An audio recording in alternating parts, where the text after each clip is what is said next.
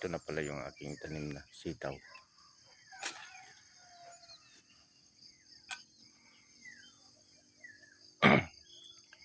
Umpisa na siyang mamulaklak mga idol. Yan ang ebidensya.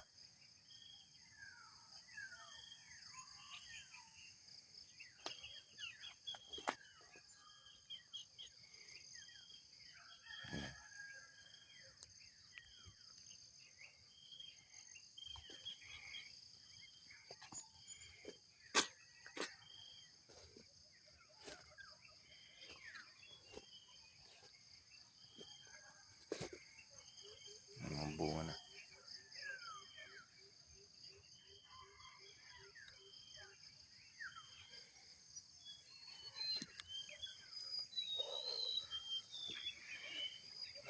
Sabi ko, madalang yung pagkatanim ko.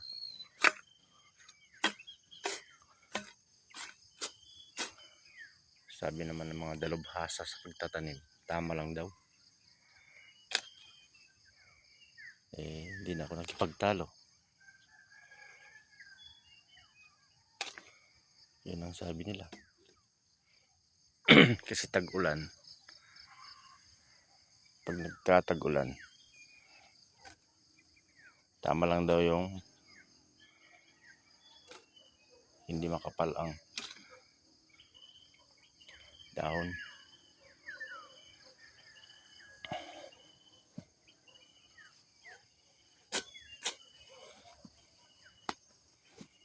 Umpisa na rin itong aakyat tong mga pangsigunda kong tanim mga idol. Yan. Second batch to. Ang pagtatanim ko kasi mga idol, batch by batch. Hindi ko kasi pinagsasabay na itanim lahat.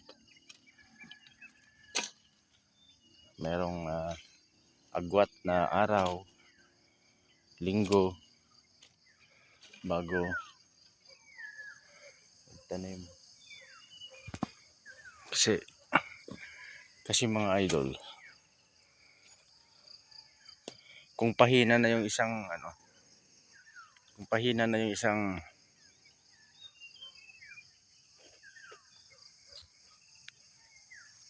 unang naitanim, susunod naman yung pangalawang batch. Iwan ko lang kung ganun din sa inyo. Kaya ito medyo pa, 3 linggo pa bago makaakyat dun sa ibabaw.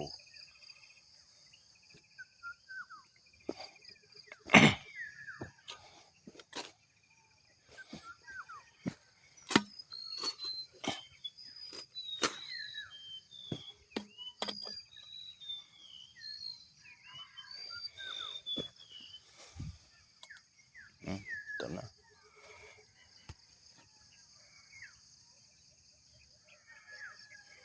Dito na tayo sa ibabaw mga idol, kung saan makikita mo na ang lantay na sitaw na aking mga tanim.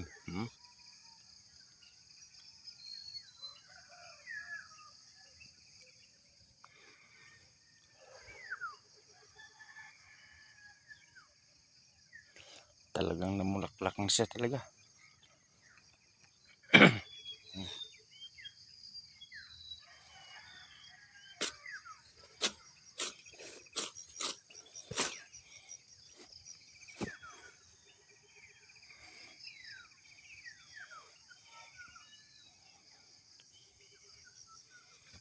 Kaya mga ka-farmers, para hindi kayo hirap sa pagtatanim, ganito lang simple pagbabalag. Hindi nyo na kailangan pang bumili. Ayun, andyan na sila oh.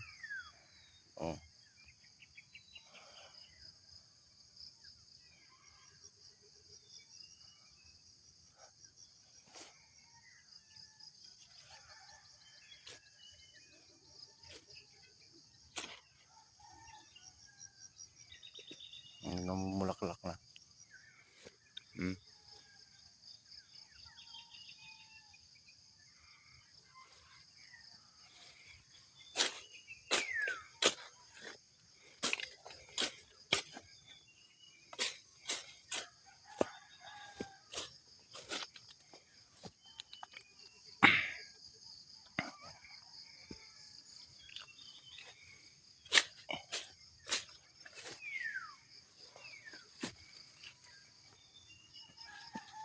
bago ka maka-harvest yan sa ibabaw. Tanghali na bago ka makarating sa baba. Ano ba yun? Pag nag-harvest ka nito, tanghali ka na makarating sa ibabaw. Kung nagsimula ka sa ilalim, medyo maluwang itong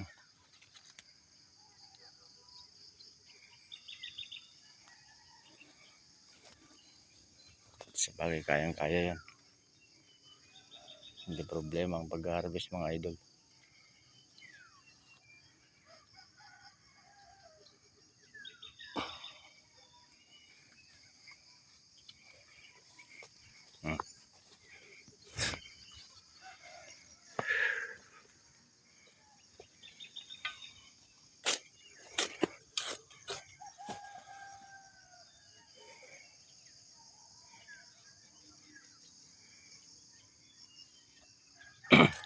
Ang ginawa kong diskarte dito mga idol,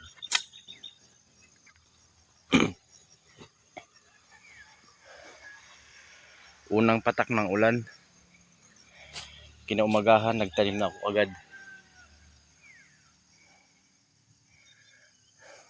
Hindi ko inisip na baka wala nang kasunod ang ulan.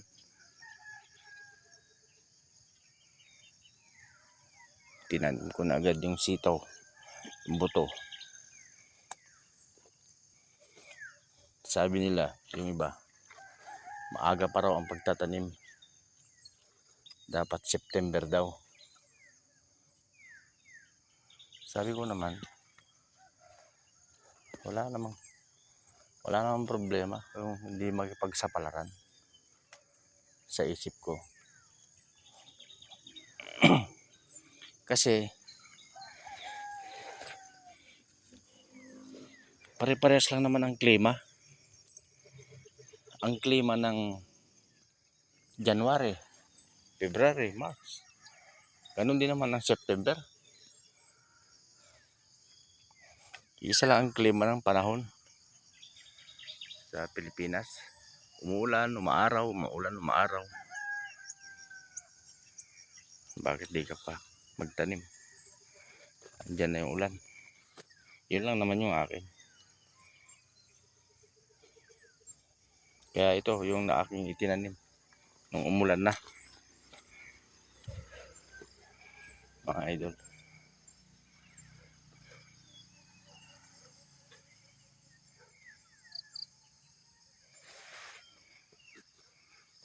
Hanggang dito.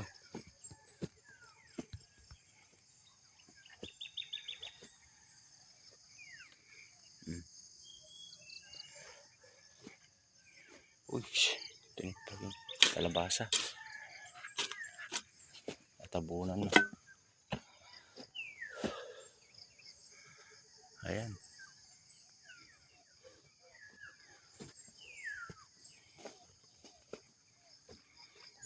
Ito yung ating mais. Tama.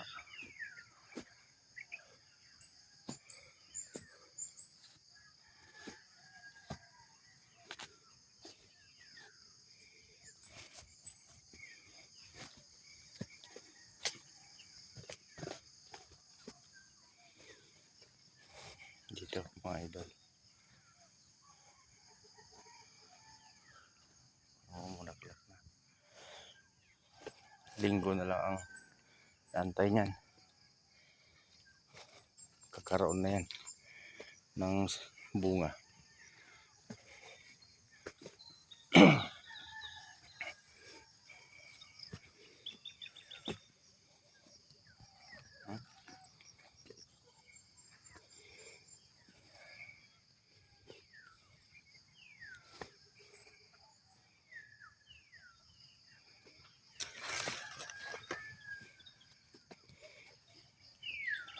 Kaya natin iniikutan para makita natin kung may sakit yung pananim natin mga idol.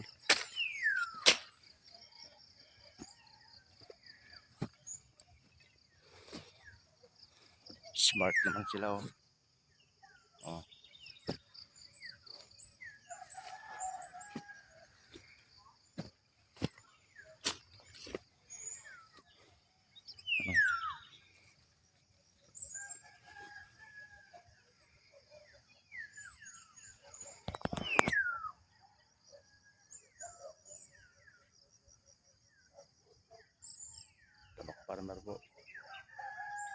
Pag-like and share my YouTube channel, mga idol, Tabak Farmer.